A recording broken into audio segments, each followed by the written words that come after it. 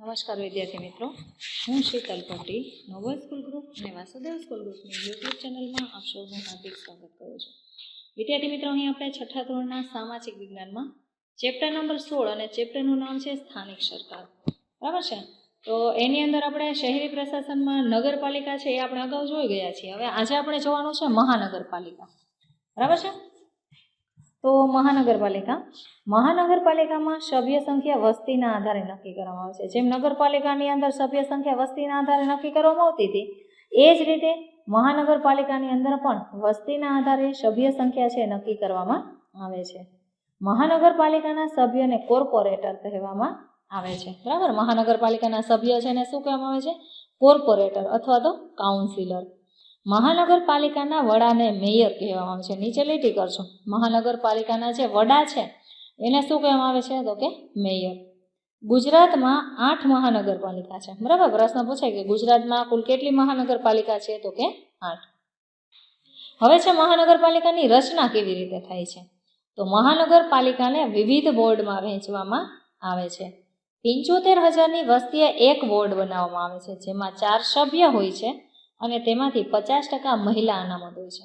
બરાબર. મહાનગરપાલિકા છે એને અલગ અલગ વોર્ડની અંદર વહેંચવામાં આવે છે અને એક વોર્ડમાં 75,000ની વસ્તી હોય. બરાબર. 75,000ની વસ્તી હોય ત્યાં એક વોર્ડ બનાવવામાં આવે અને એક વોર્ડની અંદર કુલ કેટલા સભ્ય હોય છે? તો કે 4, અને એની અંદરથી 50% મહિલા અનામત. એટલે 4 સભ્ય હોય તો એમાંથી 2 સભ્ય તો કે સ્ત્રી સભ્ય હોય છે. શહેરના મતાધિકાર ધરાવતા તમામ મતદારો ચૂંટણીમાં મતદાન કરી શકે છે અને પોતાના વિસ્તારને કોર્પોરેટર તરીકે ચૂંટે છે. બરાબર. શહેરમાં વસતા જે મતાધિકાર ધરાવતા લોકો છે એ તમામ લોકો ચૂંટણીમાં મતદાન કરે છે અને એમાંથી પોતાના વિસ્તારનો જે કોર્પોરેટર છે એ મત આપી અને એમને ચૂંટે છે. વિવિધ વોર્ડમાંથી ચૂંટાયેલા સભ્યો બહુમતીથી પોતાનામાંથી મેયર ચૂંટી કાઢે છે. બરાબર. વિવિધ વોર્ડ છે એની અંદરથી જે ચૂંટાયેલા સભ્યો છે જે બહુમતીથી ચૂંટાયેલા હોય એમાંથી તો કે મેયરની ચૂંટણી કરે છે, એટલે કે મેયરની પસંદગી કરે છે. મેયર પોતાના હોદ્દા પર 2.5 વર્ષ માટે હોય છે. બરાબર. પ્રશ્ન પૂછાય કે મેયરનો સમયગાળો જણાવો, તો મેયર છે એ પોતાના હોદ્દા ઉપર કેટલા વર્ષ રહે છે? 2.5 વર્ષ. ત્યાર પછી છે મહાનગરપાલિકાનો વહીવટ કોના દ્વારા થાય છે? ચૂંટાયેલા સભ્યોમાંથી વિવિધ સમિતિ બનાવવામાં આવે છે, જેમાં કારોબારી સમિતિ સૌથી વધારે મહત્વની છે. બરાબર. મહાનગરપાલિકાની અંદર તો કે અલગ અલગ સમિતિ બનાવવામાં આવે છે, જે ચૂંટાયેલા સભ્યો છે એની અંદરથી બનાવવામાં આવે છે. એમાં કઈ સમિતિ સૌથી મહત્વની છે? તો કે કારોબારી સમિતિ. મહાનગરપાલિકાના વહીવટી વડા મ્યુનિસિપલ કમિશનર ગણાય છે. નીચે લીટી કરજો. મહાનગરપાલિકાના જે વહીવટી વડા છે એ કોણ છે? તો કે મ્યુનિસિપલ કમિશનર. તેની નિમણૂક રાજ્ય સરકાર કરે. એટલે મ્યુનિસિપલ કમિશનર છે એમની નિમણૂક કોના દ્વારા કરવામાં આવે છે? તો કે રાજ્ય સરકાર દ્વારા. શહેરી વિસ્તારમાં વસ્તી વધારે હોય છે, આથી નાગરિકોની સુખાકારી અને શહેરના વિકાસ માટે વધુ જવાબદારીપૂર્વક કામગીરી કરવાની હોય છે. બરાબર છે.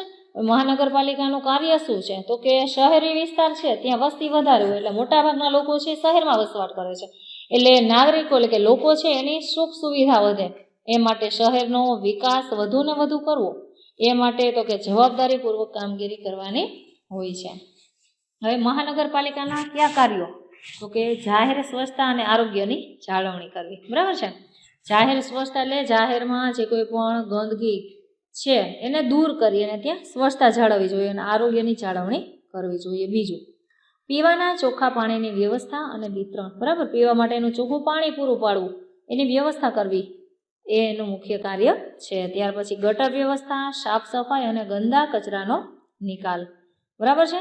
ગટર વ્યવસ્થા છે એ જાળવવી. ત્યાર પછી જે સાફ સફાઈ કરવી અને જે ગંદો કચરો છે એનો નિકાલ કરવો એ વ્યવસ્થા કરવી. ત્યાર પછી રસ્તા બનાવવા અને જાળવણી કરવી. બરાબર છે.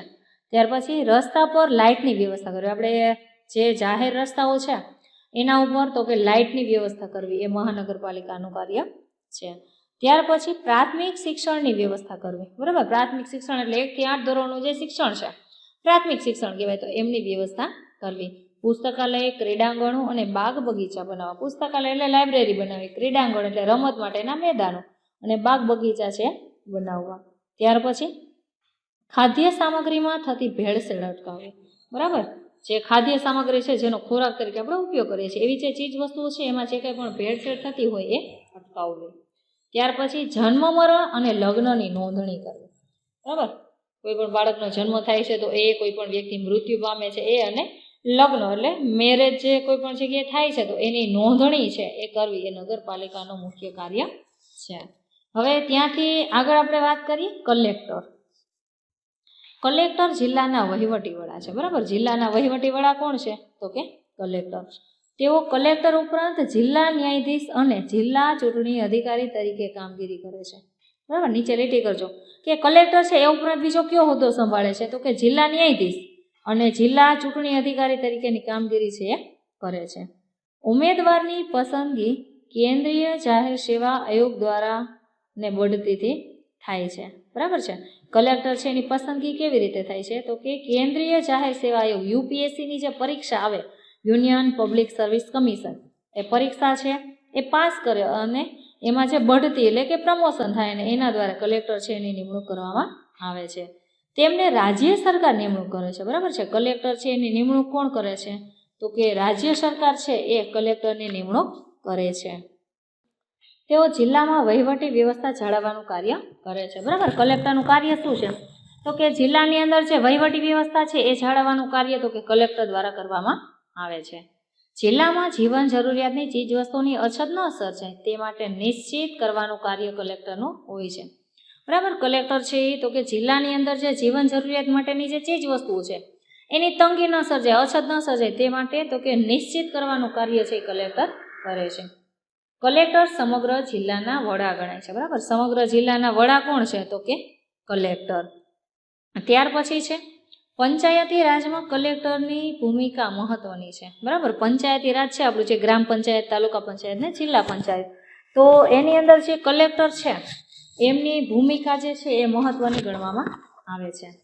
તો એની અંદર જોઈએ જિલ્લા સ્તરે તમામ વિભાગોનું કામોનું સંકલન અને સંચાલન કરે છે, બરાબર. કલેક્ટર છે એ જિલ્લા સ્તરે તમામ જે કોઈ પણ વિભાગો છે એ બધાનું તો કે એનું કાર્ય કરવાનું સંકલન એટલે કે સંકલન અને સંચાલન, કાર્ય કઈ રીતે કરવું કેવી રીતે કરવું તો એ કરે છે. ત્યાર પછી સમગ્ર જિલ્લાના વિકાસ માટે બનેલી જિલ્લા આયોજન સમિતિના સચિવ કલેક્ટર હોય છે, બરાબર. આખા જિલ્લાના વિકાસ માટે જે કોઈ પણ આયોજન કરવામાં આવેલું હોય છે તો એ સમિતિના સચિવ એટલે અગ્રણી, બરાબર. સમિતિના સચિવ કોણ હોય છે તો કે કલેક્ટર હોય છે. ત્રીજું, તેઓ ગ્રામ પંચાયતની સભ્ય સંખ્યા નક્કી કરે છે, બરાબર. ગ્રામ પંચાયત છે એના સભ્યની સંખ્યા કોણ નક્કી કરે છે તો કે કલેક્ટર. ગ્રામ પંચાયતમાં અનામત બેઠકોની ફાળવણી કરે છે, બરાબર. ગ્રામ પંચાયત છે એમાં કેટલી બેઠકો અનામત રાખવી, બરાબર છે, તો એ બેઠકોની ફાળવણી કોણ કરે છે તો કે કલેક્ટર. અનુસૂચિત જાતિ, અનુસૂચિત જનજાતિ, સામાજિક અને શૈક્ષણિક રીતે પછાત વર્ગના લોકો તથા મહિલાઓ માટે સરપંચનો હોદ્દો અનામત રાખવાનો નિર્ણય કરે છે. અનુસૂચિત જાતિ એટલે હરિજન, વણકર, ચમાર, બરાબર. આ જાતિ છે એ અનુસૂચિત જાતિમાં આવશે. અનુસૂચિત જનજાતિ એટલે આદિવાસી, બરાબર છે. સામાજિક અને શૈક્ષણિક રીતે પછાત એટલે છે ઓબીસી વર્ગ આપણે જે કહીએ છીએ, તો ઓબીસીમાં આવતા છે કોઈ પણ પછાત વર્ગના લોકો અને મહિલાઓ એટલે સ્ત્રીઓ માટે સરપંચનો હોદ્દો અનામત રાખવો એ કોણ નક્કી કરે છે કલેક્ટર, બરાબર છે. હવે કલેક્ટર પછી તો કે આપણે આગળ વાત કરીએ મામલતદાર. મામલતદાર એ તાલુકા કક્ષાના વહીવટી અધિકારી છે. જો જિલ્લા કલેક્ટર હતા એ જિલ્લા લેવલે વહીવટી અધિકારી હતા, જ્યારે મામલતદાર છે એ તો કે તાલુકા કક્ષાના વહીવટી અધિકારી છે. તેઓની પસંદગી રાજ્ય જાહેર સેવા આયોગ દ્વારા એટલે ગુજરાતની અંદર આપણે જે જીપીએસસીની પરીક્ષા લેવાય છે, બરાબર છે, તો રાજ્ય જાહેર સેવા આયોગ દ્વારા લેવાતી પરીક્ષા દ્વારા એમને બઢતી આપવામાં આવે છે. એટલે મામલતદાર છે એની નિમણૂક કોના દ્વારા થાય છે તો કે જે જીપીએસસી પરીક્ષા લેવાય અને એમાંથી પાસ થાય અને એમાં જે પ્રમોશન મળે એટલે તો કે એમને મામલતદાર તરીકે પસંદગી કરવામાં આવે છે. મામલતદાર સરેરાશ 50 કે તેથી વધુ ગામોના સમૂહના બનાવેલા તાલુકાના મહેસૂલી વડા છે, બરાબર. મામલતદાર છે એ સરેરાશ તો કે 50 અથવા તો તેનાથી વધારે ગામનું જે બનાવેલો સમૂહ છે એના મહેસૂલી વડા, મહેસૂલી એટલે જે પૈસા ઉઘરાવવાનું, જે ટેક્સ લેવાનું જે કામ કરે એ મહેસૂલી વડા કહેવાય. તાલુકા ન્યાયાધીશ તરીકે કાયદા વ્યવસ્થાની સ્થિતિ માટે કલેક્ટરને સીધી રીતે જવાબદાર છે, બરાબર. તાલુકા ન્યાયાધીશ તરીકે તો કે કાયદા વ્યવસ્થાની એટલે કે કાયદો અને વ્યવસ્થાની જે સ્થિતિ છે એ માટે તો કે કલેક્ટર છે એને સીધી રીતે જવાબદાર છે. કોણ તો કે મામલતદાર. સ્થાનિક સ્વરાજ્યની ચૂંટણીઓ માટે મતદાર યાદી તૈયાર કરાવવી, ચૂંટણીઓ યોજવી, વિવિધ પ્રકારના દાખલા અને પ્રમાણપત્રો આપવા, મધ્યાહન ભોજન યોજનાનું સંચાલન તથા નિયંત્રણનું કાર્ય, કુદરતી આપત્તિઓ સમયે રાહત બચાવ કામગીરી વગેરે કાર્યો કરે છે. તમને પ્રશ્ન પૂછાય કે મામલતદાર કયા કયા કાર્યો કરે છે, બરાબર છે? તો મામલતદારનું કાર્ય શું છે? તો કે સ્થાનિક સ્વરાજ્યની ચૂંટણી એટલે ગ્રામ પંચાયત, તાલુકા પંચાયત ને જિલ્લા પંચાયત માટે મતદાર યાદી કરાવવી, ત્યાર પછી ચૂંટણીઓ કરવી, પછી વિવિધ પ્રકારના દાખલા જેમ કે જ્ઞાતિનો દાખલો છે, નોન ક્રિમિનલ છે, બરાબર, આવા અલગ અલગ પ્રકારના જે દાખલા છે પ્રમાણપત્ર આપવા. મધ્યાહન ભોજન યોજના, જે સરકારી શાળાઓ હોય એમાં બપોરે જમવાનું આપતા હોય ને મધ્યાહન ભોજન કહેવાય, એનું સંચાલન અને નિયંત્રણ કરવાનું કાર્ય. ત્યાર પછી કુદરતી આપત્તિઓ જેમ કે પૂર છે, દુષ્કાળ છે, ક્યાંય પણ આગ લાગી હોય, આવી છે કોઈ પણ કુદરતી આપત્તિઓ છે એ સમયે તો કે રાહત અને બચાવગીરીની જે કામગીરી છે એ તો કે મામલતદાર દ્વારા કરવામાં આવે છે. હવે ત્યાંથી આગળ આપણે વાત કરીએ લોક અદાલત, બરાબર. લોક અદાલત શું છે? ગરીબ અને સામાજિક રીતે પછાત વર્ગના લોકો, કુદરતી આપત્તિનો ભોગ બનનાર વ્યક્તિ, ઓછી આવક ધરાવનાર વ્યક્તિ કોઈ પણ કારણોથી ન્યાય મેળવવામાં વંચિત ન રહે તે માટે લોક અદાલતો સ્થાપવામાં આવે છે, બરાબર છે? તમને પ્રશ્ન પૂછાય કે લોક અદાલતની સ્થાપના શા માટે કરવામાં આવે છે? તો ગરીબ અને સામાજિક રીતે તો કે પછાત વર્ગના જે લોકો છે, પછી છે કુદરતી આપત્તિનો ભોગ બન્યા હોય, બરાબર, એવી વ્યક્તિ, અથવા તો ઓછી આવક ધરાવનાર કોઈ પણ વ્યક્તિ છે જે કોઈ પણ કારણોસર એ ન્યાય મેળવવામાં વંચિત રહી ગયા હોય, તો એ માટે થઈ અને લોક અદાલત છે એમની રચના સ્થાપના કરવામાં આવે છે. બંને પક્ષો સંમત હોય તેમને લોક અદાલતમાં બોલાવવામાં આવે છે, બરાબર. બે પક્ષ એની અંદર સહમત હોય, જે વ્યક્તિ છે જેણે અરજી દાખલ કરી છે એ અને સામે બીજી વ્યક્તિ કે જે ગુનેગાર છે, તો બે વ્યક્તિ એની અંદર સંમત હોય તો એમને લોક અદાલતમાં બોલાવવામાં આવે છે. લોક અદાલત એ તકરાર નિવારણનો શ્રેષ્ઠ વિકલ્પ છે, બરાબર. સામે સામે બે પક્ષ વચ્ચે તકરાર થઈ હોય, લડાઈ ઝઘડા થયા હોય, તો એનું નિવારણ લાવવા માટેનો સૌથી શ્રેષ્ઠ વિકલ્પ તો કે લોક અદાલત છે. કોઈની ન હાર કોઈની ન જીત, એ રીતે લાંબા સમયથી મુદતો પડી હોય તેવા કેસોનો નિકાલ થાય છે. લોક અદાલતની અંદર કોઈની હારે નથી થતી ને કોઈની જીતે નથી થતી, પણ લાંબા સમય સુધી જે કેસ પડેલા હોય, બરાબર છે, તો એવા કેસની જે મુદત પડતી હોય તો એવા કેસનો નિકાલ છે એ લોક અદાલતમાં કરવામાં આવે છે. તેમાં કેસ મૂકવા માટે પક્ષકારોને કોઈ ખર્ચ કરવાનો રહેતો નથી. સામાન્ય રીતે આપણે કોર્ટમાં જોઈએ તો આપણો કેસ છે વકીલ લડત આપણે એની ફી ભરવાની હોય છે, જ્યારે લોક અદાલતની અંદર બેમાંથી એક પણ પક્ષે ક્યાંય પણ કોઈ પણ જાતનો ખર્ચ કરવાનો રહેતો નથી. કોર્ટ કચેરીમાં લાંબા સમયથી પડતર રહેલા કેસોનો બંને પક્ષોને સંતોષકારક અને સમાધાનકારી રીતે ન્યાય મળે છે, બરાબર. કોર્ટ કચેરીમાં લાંબા સમયથી એમને ધક્કા ખાતા હોય અથવા તો પડતર પડેલો જે કેસ છે તેમાંથી બંને પક્ષ, ફરિયાદી અને બીજો જે છે કે જે અપીલ છે, બરાબર, તો આ બંને પક્ષ છે, એક ફરિયાદ કરનાર છે અને બીજું તો કે જે ગુનેગાર છે, તો આવા બંને પક્ષ જે છે જે સંતોષકારક અને સમાધાનકારી રીતે ન્યાય મળે છે. વારંવાર મુદતે ધક્કા ખાતા પક્ષકારો, સાક્ષીઓ વગેરેની પડતી મુશ્કેલીઓમાં લોક અદાલત મુક્ત કરે છે. કોર્ટમાં તારીખ પછી તારીખ પડે તો એ માટે આપણે એ ધક્કા ખાવા પડે છે. ત્યાર પછી એમાંની અંદર જે સાક્ષીઓ હોય, બરાબર, જે કંઈ પણ ગુનો કે કંઈ પણ થયું હોય ત્યારે અહીંયા હાજર હોય, તો એવા લોકોને પણ ત્યાં બોલાવવામાં આવે છે. એટલે વારંવાર આવા જે કોઈ પણ ધક્કાઓ છે, મુશ્કેલીઓ છે, તો એમાંથી લોક અદાલત છે મુક્ત કરે છે.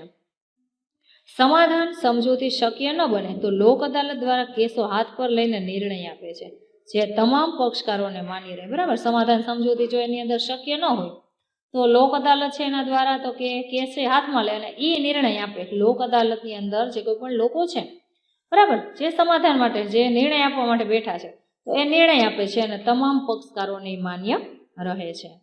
લોક અદાલતનો હુકમ અંતિમ રહે છે, બરાબર. લોક અદાલત જે હુકમ આપે એ કેવો હુકમ રહે છે? તો કે અંતિમ, છેલ્લો નિર્ણય રહે છે.